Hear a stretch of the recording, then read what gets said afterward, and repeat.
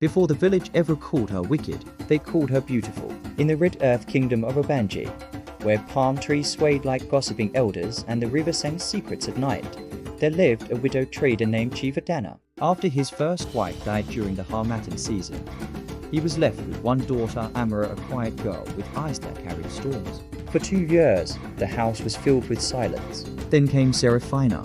She arrived during the New Yam festival, dressed in gold-threaded wrappers, her laughter smooth like honey poured over fire. Men admired her, women envied her, children feared her without knowing why. Dana married her within a month. At first, Seraphina was kind.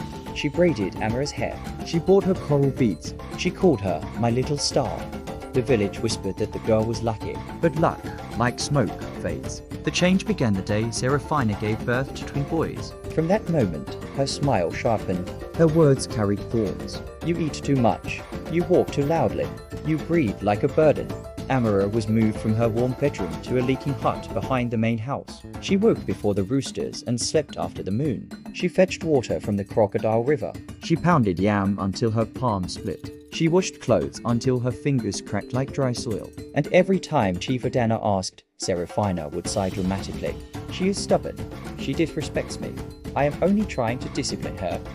Dana, blinded by love and guilt, believed every word. But Seraphina's cruelty did not end with chores. She feared something. Amara was growing into a woman whose beauty rivaled the sunrise. Suitors had begun whispering her name. Even the young Prince Kamsi, son of the Obanji king, had once paused his horse to watch her by the river. Seraphina saw it, and jealousy is a poison that demands blood. One night, under a moon shaped like a blade, Seraphina visited a forbidden shrine at the edge of the forest.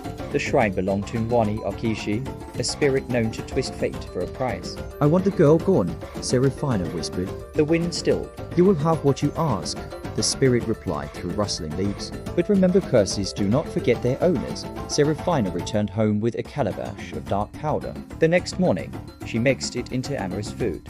By sunset, Amara collapsed. The village healer declared it a mysterious illness. For days, Amara drifted between life and death. Dana wept beside her, but Seraphina watched from the doorway expressionless. Then something unexpected happened. Prince Kamsi arrived. He had heard of the sickness and insisted on bringing the royal physician. As the physician examined Amara, he frowned. This is no illness, he said. This is poison. The room froze. Dana trembled. Poison?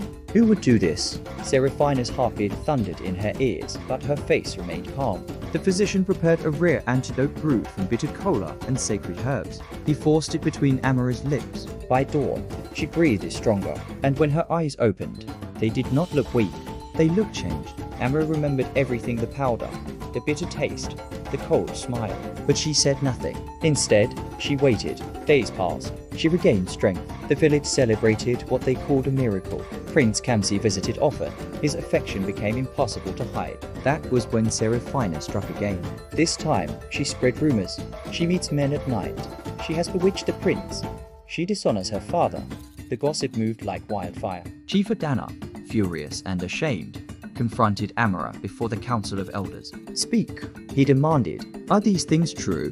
The entire village watched. Seraphina stood behind him, confident. Amara stepped forward calmly. If I am guilty, she said softly, let the earth reject me.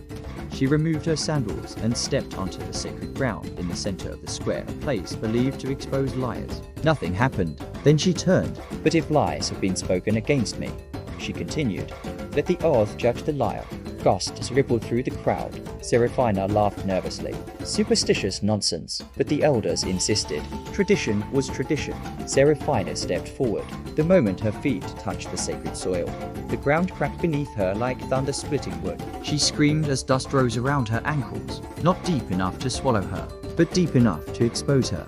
From the crack spilled the dark powder she had buried beneath the square days earlier, planning to frame Amara for witchcraft. The crowd fell silent. The truth stood naked.